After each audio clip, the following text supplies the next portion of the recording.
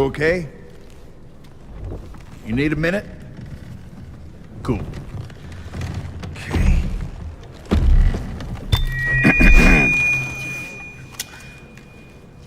Listen up, people. I know a thing or two about extinction. And let me tell you, and you'd kind of think this would be obvious, going extinct is a bad thing. And driving yourselves extinct? In 70 million years, that's the most ridiculous thing I've ever heard. At least we had an asteroid. What's your excuse? You're headed for a climate disaster, and yet every year governments spend hundreds of billions of public funds on fossil fuel subsidies. Imagine if we had spent hundreds of billions per year subsidizing giant meteors. That's what you're doing right now. Think of all the other things you could do with that money. Around the world, people are living in poverty. Don't you think helping them would make more sense than, I don't know, paying for the demise of your entire species? Let me be real for a second. You've got a huge opportunity right now. As you rebuild your economies and bounce back from this pandemic, this is humanity's big chance. So here's my wild idea. Don't choose extinction. Save your species before it's too late. It's time for you humans to stop making excuses and start making changes. Thank you.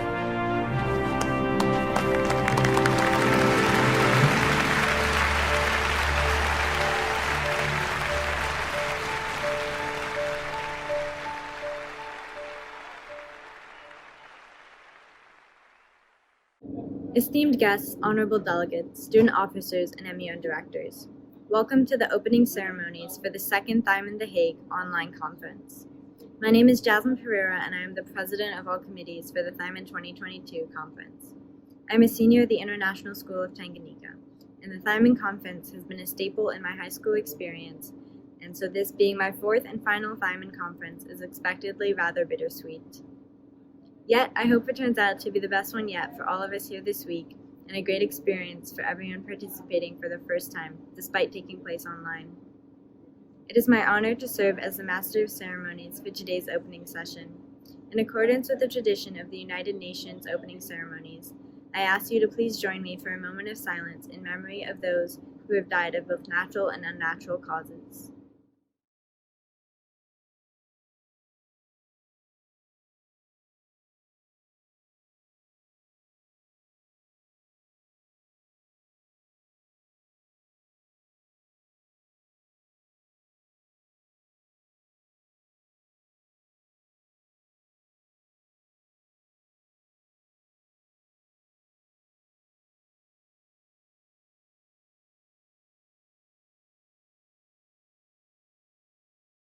Thank you. It is now my honor to introduce this year's THIMUN The Hague Secretary General, Mr. Isaac Alaman Magdaleno. Mr. Secretary General, you now have the floor. Ladies and gentlemen, honorable chairs, esteemed guests, and distinguished delegates, welcome to the second annual THIMUN The Hague online conference. My name is Isaac Alaman Magdaleno, and it is my pleasure to serve you all as this year's Secretary General. Model United Nations. What do these words mean to you?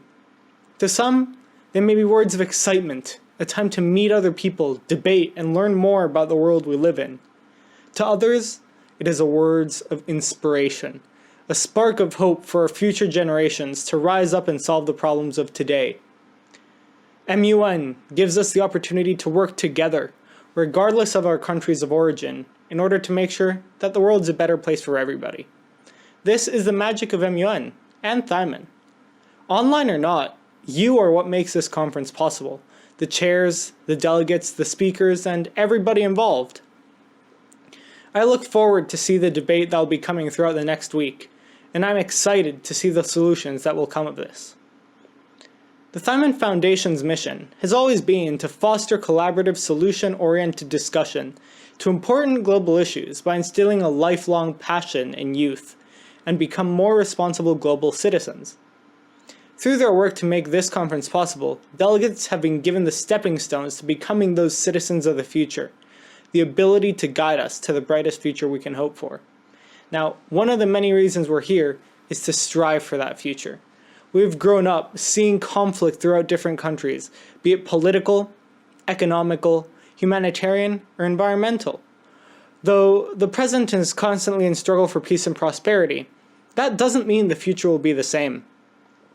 It's our responsibility as the next generation to debate, decide, and act now. You as delegates have and will push forward through debate and collaboration to reach those decisions this week. The experiences you gain, the fun you'll have, take it to heart. While these decisions may not immediately shift the present, you're taking the step forward to creating solutions that will take our world to a better, brighter future. This year, delegates will discuss, debate, and collaborate on issues that affect the world today, so that we may find better solutions for tomorrow. The Economic and Social Council will be attempting to create stronger health systems due to the COVID-19 pandemic, along with helping improve the lives of those in need. The two economic committees will be improving telecommunication in rural areas and help create better working conditions for factory workers. The environment committees, as the name suggests, will be looking to protect the climate and environment through protecting the oceans and protecting natural heritage sites. The human rights committees will be searching for ways to eliminate the exploitation of children and ensure equality between men and women. The two international security committees will tackle the link between international terrorism and organized crime, while combating that organized crime in rural areas. Those of the legal finance committees will find legal ways to tackle misinformation and conspiracy theories in order to protect democracy and find measures against fiscal fraud. The political committees will be looking to preserve the political interests of nations bordering the South China Sea, and even increase the safety and regulation of outer space. The two Sustainable Development Committees will then look to improve access to clean water for everybody, and reduce infant and maternal death for disadvantaged populations. The Youth and Health Committees will be promoting employment for youth, and increase youth participation to address climate change. Finally, the Security Council will discuss the situation in the Sahel region, while also exploring the question of a two-state solution for the Israeli-Palestinian conflict. As we look forward towards next week, I personally believe that you're all here of your own merit, and will strive to collaborate with other delegates to find the solutions you're looking for. We have all had a tough few years with the pandemic, and seeing you all persevere and participate is hopeful. Stand together through this time of need and find the solutions you seek. I briefly mentioned how delegates must debate, decide, and act now. This is a part of this year's theme for THIMUN Online, and it is one I want you all to take to heart. One planet, one world. Debate, decide, and act now. This is not only for the solutions you seek, but for you as a delegate. Don't wait for that right moment. Act now and create that moment. Don't let any thought stay unsaid, or any idea be unheard. Work together as you decide on what to add to your resolutions. Ask points of information, and push those amendments to the chair. This is your time to shine. I'm eager to see the results of your preparations for this moment, and I'm excited to see debate unfold this week. Without any further ado, I now declare this conference in session. Thank you, Mr. Secretary General. It is my pleasure to introduce to you all Ms. Saskia Bruns, the Deputy Mayor of the Municipality of The Hague.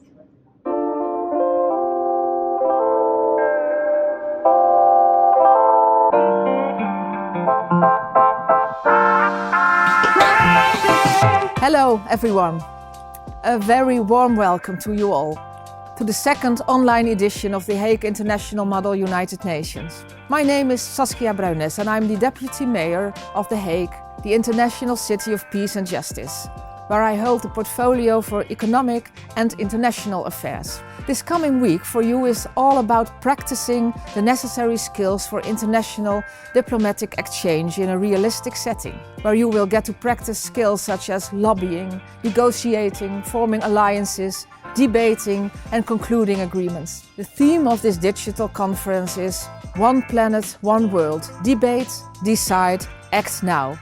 A clear message. The speed at which our climate is changing and the latest developments in the coronavirus pandemic is making it clear more than ever that we not only share this one planet with each other, but together we are also just one community, humanity. The climate crisis calls for a rapid enforcement of international agreements, or we will not succeed. The Delta variant and now the Omicron variant of the virus in particular clearly show that we will not beat the coronavirus unless we help each other worldwide. The call for action from young people all over the world is justified, but you, as the future generation of policymakers and diplomats, know very well that to get there has to be thorough debate and careful decision-making. Because we also want the steps taken to be fair and effective. COVID-19 is forcing us to make this debate and decision-making a virtual process, even though personal relationships and being able to look one another in the eye are so important in diplomacy.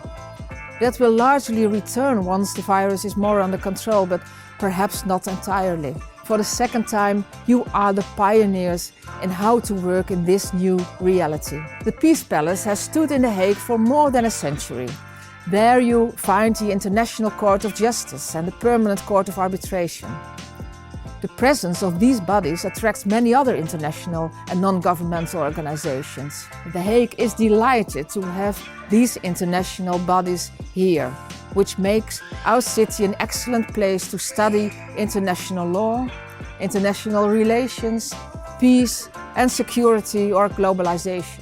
I hope that in a not too distant of a future, some of you will be able to discover for yourself what it's like to be in The Hague, to study or work here and live in or just visit this beautiful city with its sandy beach on the North Sea. I wish you all a fruitful and enlightening week.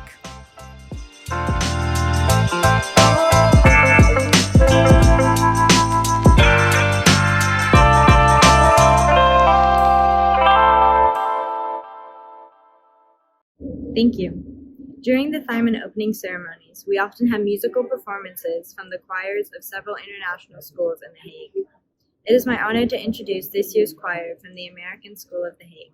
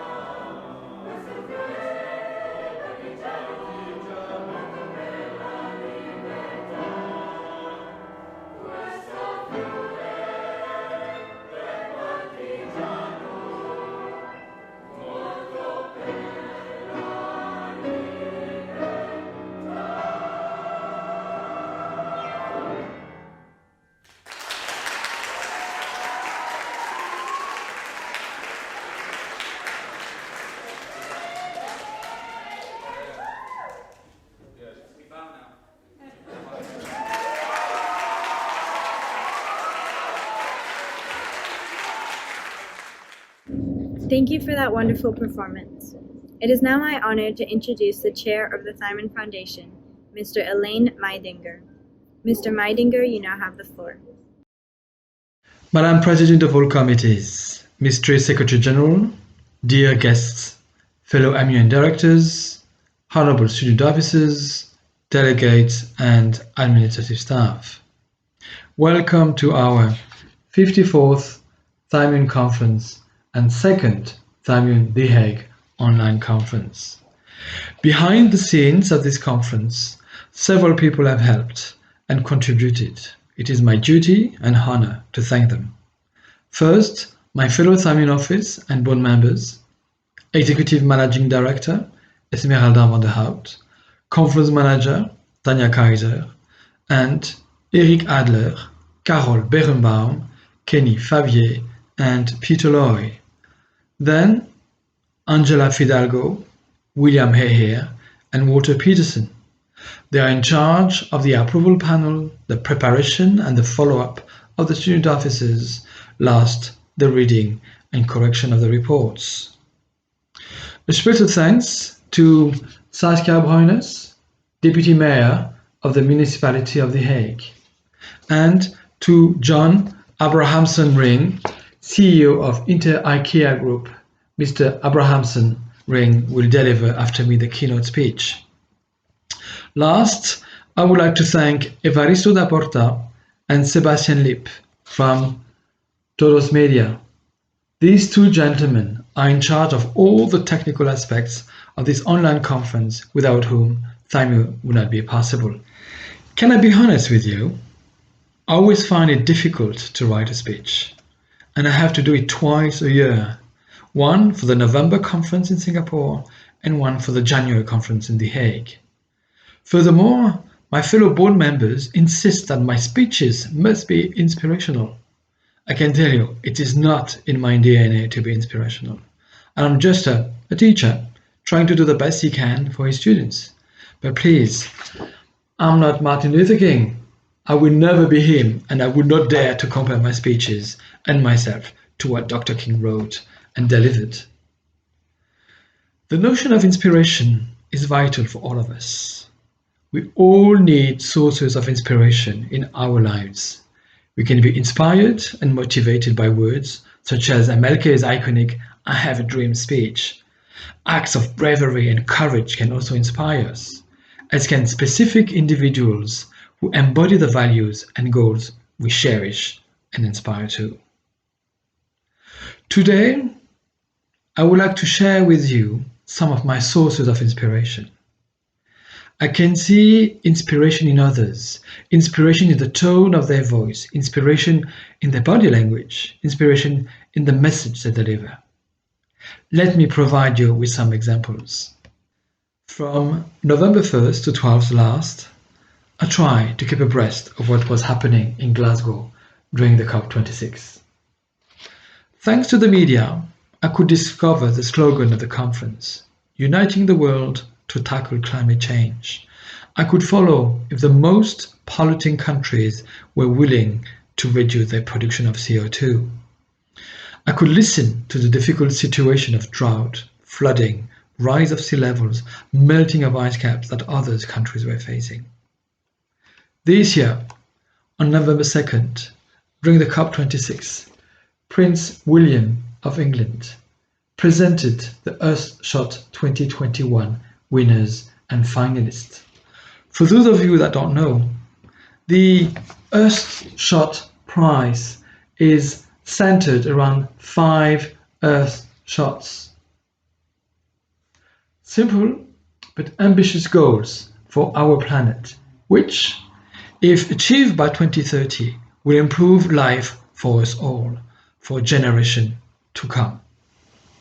Among the finalists was a young Indian woman named Venetia Umashankar.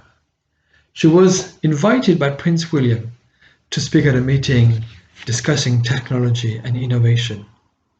When I saw her first, I was amazed by her resume. Already at the age of 16, she is a student, an innovator, an environmentalist, and an entrepreneur, and has already won several awards. Her speech was short and straight to the point. Many of my generation are angry and frustrated at leaders who've made empty promises and failed to deliver, and we have every reason to be angry. Venetia is not the first teenager to be angry with our leaders. I am sure you all know Greta Thunberg and recognize the words she uttered in September 2019 before the United Nations General Assembly. How dare you? You have stolen my dreams and my childhood. 2 years later, in September 2021, at the Youth for Climate Summit in Milan, Greta was ruffling political feathers yet again, refusing to allow world leaders to pat themselves on the back for a job not well done. Build back better, blah blah blah. Green economy, blah blah blah. Net zero by 2050, blah blah blah. This is all we hear from our so-called leaders, words that sounds great but so far have not led to action. Our hope and ambitions drown in their empty promises, said Greta. For me, Venetia and Greta are true sources of admiration and inspiration.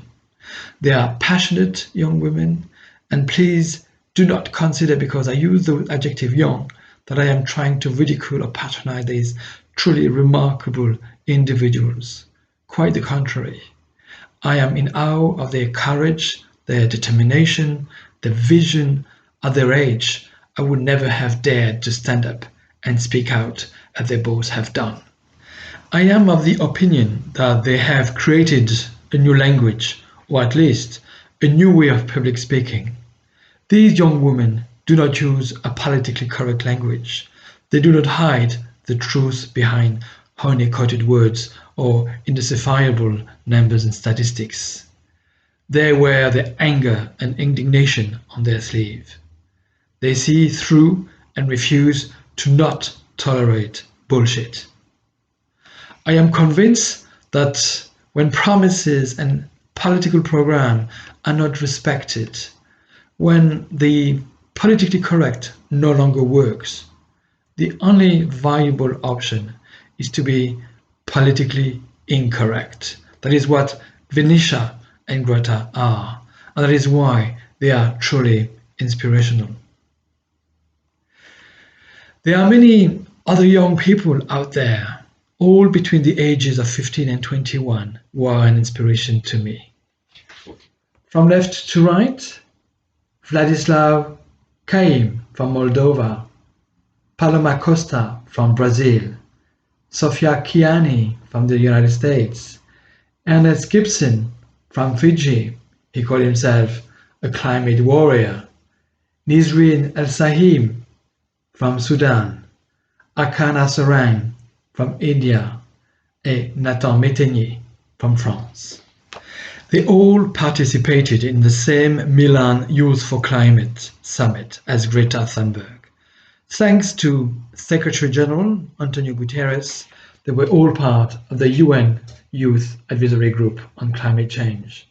They were chosen because of their activism in their own country. Nizrin, for instance, is the president of the Sudan Youth for Climate Change. In 2019, she organized a youth climate summit. Sofia is the director of Climate Cardinals that work to translate information about climate change into over 100 languages. Nathan is the founder of Generation Climate Europe, pushing for stronger action from the European Union on climate and environmental issues.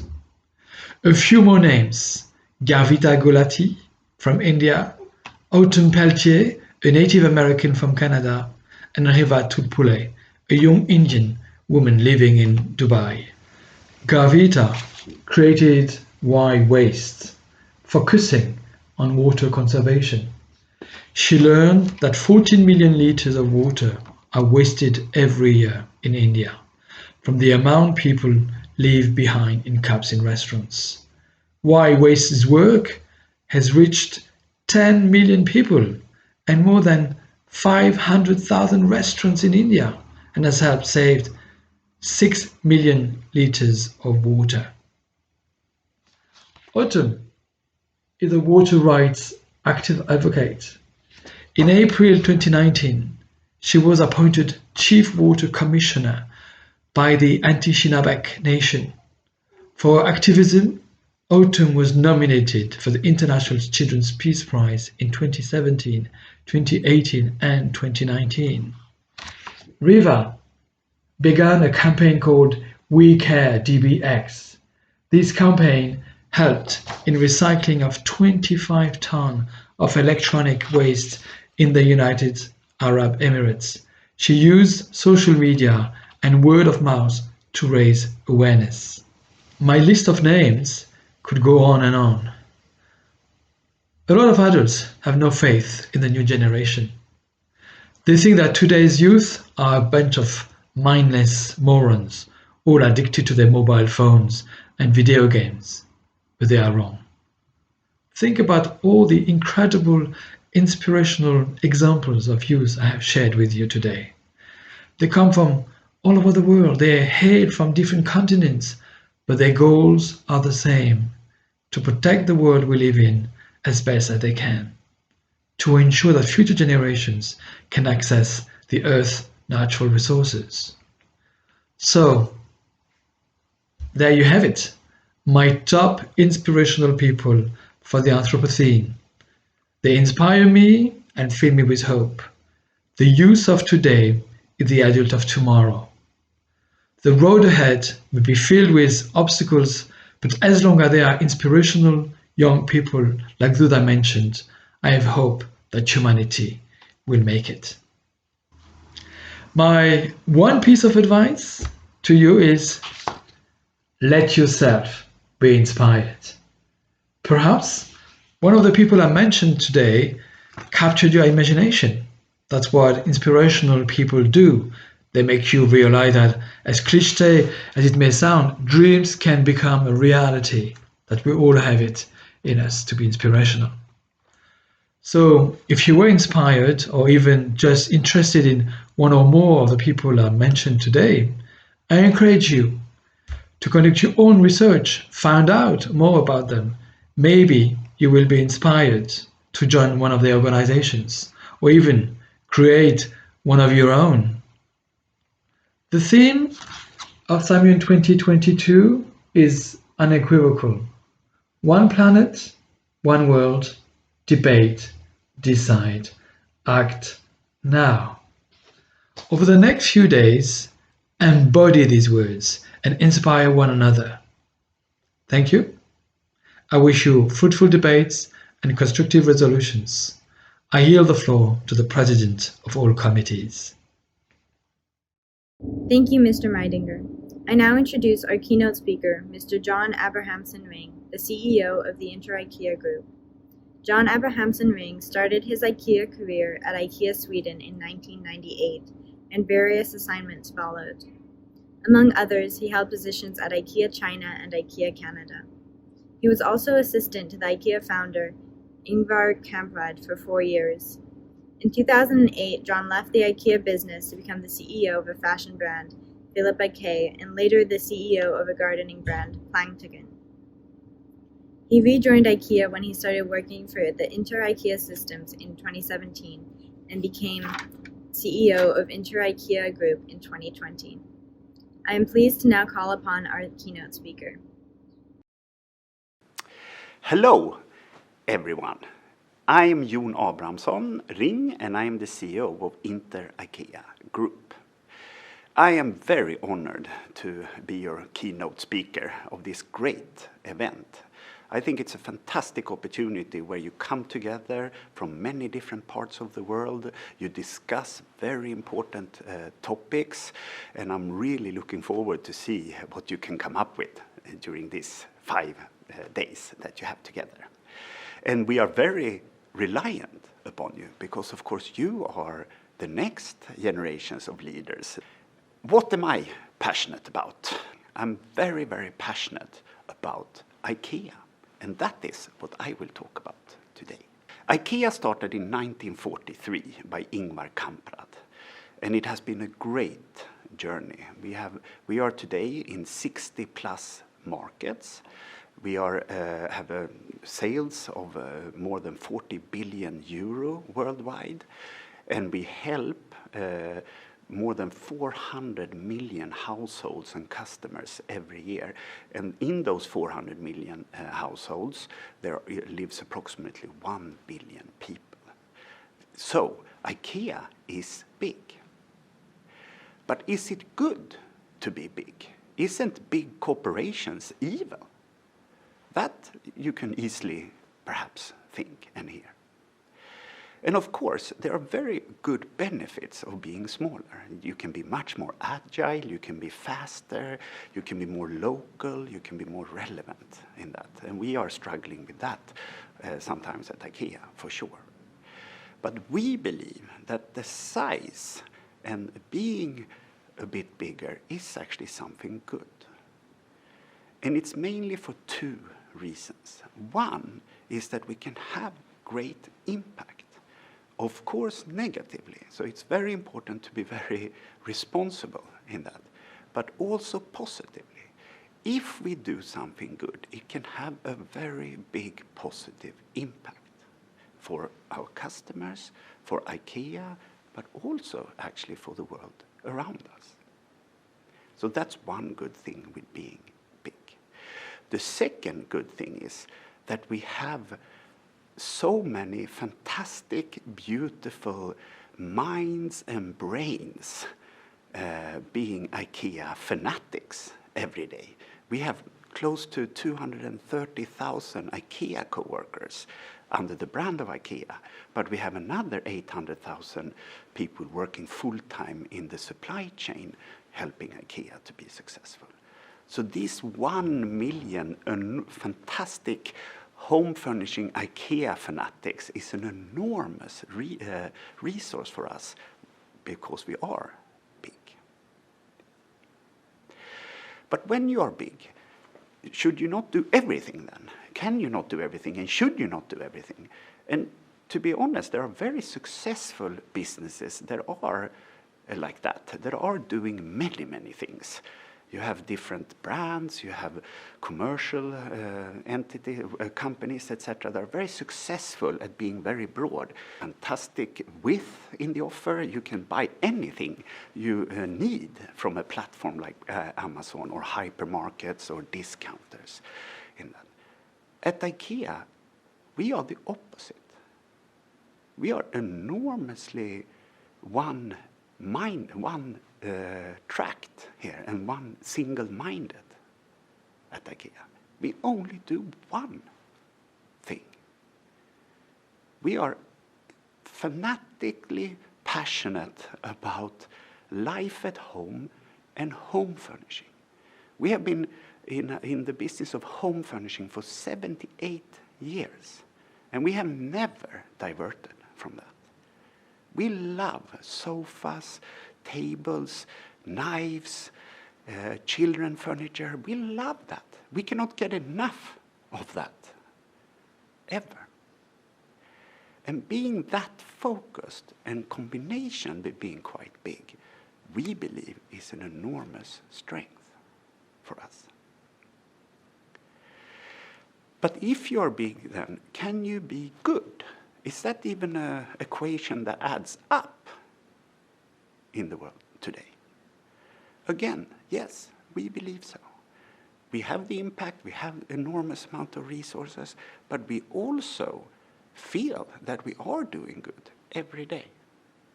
I have been very fortunate. I have been working for IKEA in many different countries. I worked in China, in Europe in several countries, in North America in different countries. I have traveled in many places where IKEA is. And everywhere I go, I see people, customers, every day finding better solutions to live safer with their children at home.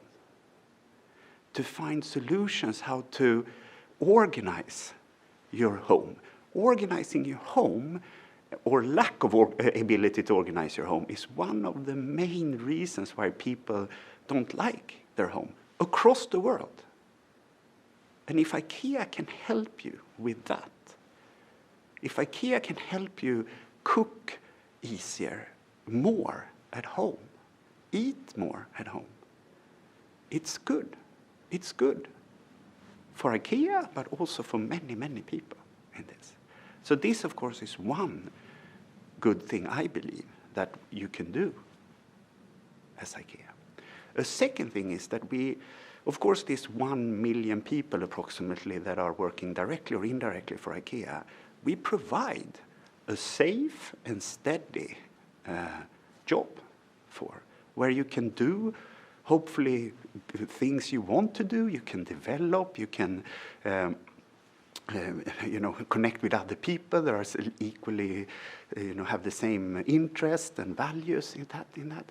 But also that no matter who you are or what you believe or who you love, you can also feel appreciated and an opportunity and have the same rights and opportunities across the world. So being big, being IKEA, selling home furnishing, which is an enormously commercial thing to do, we are here to sell home furnishing. But in that, you can still be good. I very much believe. Are there challenges doing all this?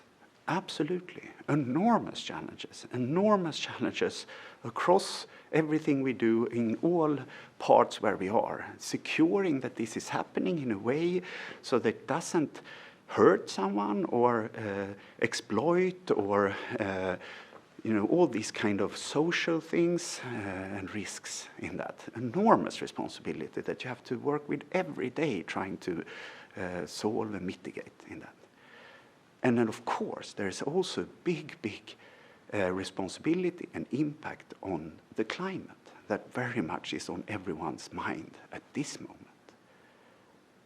IKEA, the emissions, the CO2 emissions of everything that IKEA do throughout our whole IKEA value chain, so not just on the surface what you as a customer meet, but through everything we do, we emit 26 million tons of CO2 approximately. This is a lot. There could only be, of the total emissions of IKEA, of the whole world, it's 1 promille. So there could only be thousands IKEA in the world. So that's a big responsibility for us. And of course, it's good when we do things that, is very visible. When we do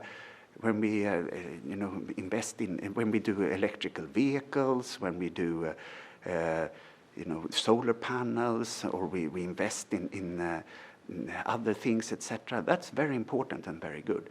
But the fundament of IKEA, what really we are about, is home furnishing.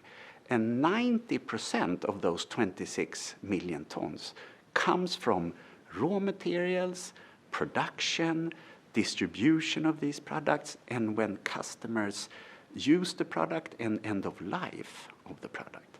So 90% of all the CO2 impact comes from the core of who we are, our product in that.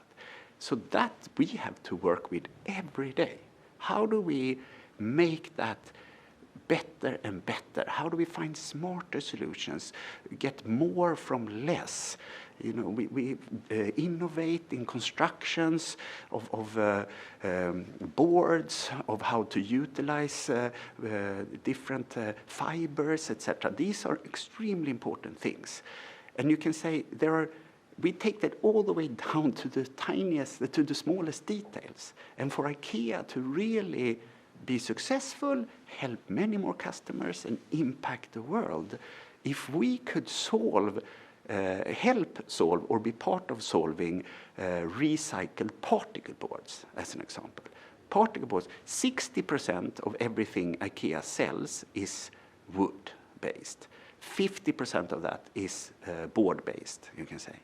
And if we can find a way together with academics, with other industries, finding a way of solving that problem, it will be fantastic for IKEA. We will be able to offer even better prices to our customers and an even better product. But it would be great for the whole industry of particle board that will have an enormous impact on the whole climate. agenda. So we are big, we stay very focused on home furnishing. We work with sustainability, responsibility in all aspects, but we stay very focused also there on the things that really make a big impact. So that's IKEA. That's what we do. That's what I burn for every day. But what can you do then? Well, I see two options. You have two options. One, which is my preferred option, is that you join IKEA. You join us as soon as you can and you come with us on this fantastic mission. But not all of you want that or should do that, I'm sure. So the second thing then would be find something you love, that you are passionate about. Don't go for the fanciest title, the highest salary, or the most prestige. I know it's difficult to not look at those things, and of course they're important for everyone to feel recognized and so forth and valued. I'm not naive in that. But really, when you're young, when you're about to start, try to find something you are passionate about, that you can think about, dream about, put all your fantastic energy into. That is one way to impact the world in a positive way. I wish you a great conference, and I'm looking forward to hearing afterwards what you have come up with, all the brilliant ideas. Have a great time. Thank you, Mr. Abrahamson Ring, for this speech. I'm honored to introduce a video message from the United Nations Secretary General, Mr. Antonio Guterres.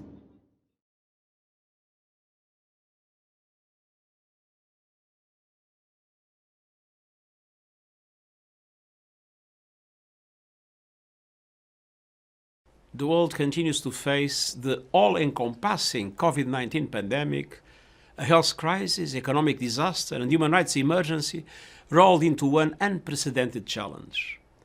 We also confront a planetary emergency, including accelerating climate change, growing pollution, and collapsing biodiversity, threatening the environment on which everyone's future depends.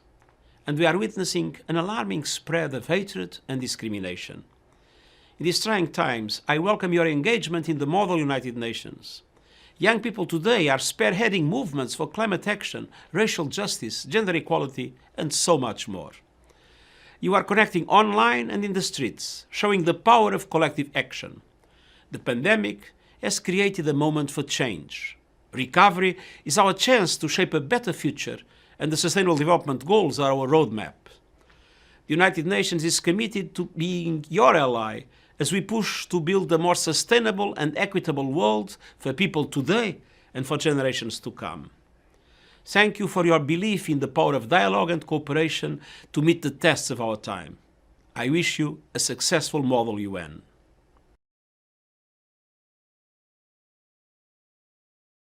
Thank you all for having viewed the official opening ceremonies, and I wish all the delegates an inspiring THIMUN. I hereby declare the 2022 THIMUN The Hague online conference officially open.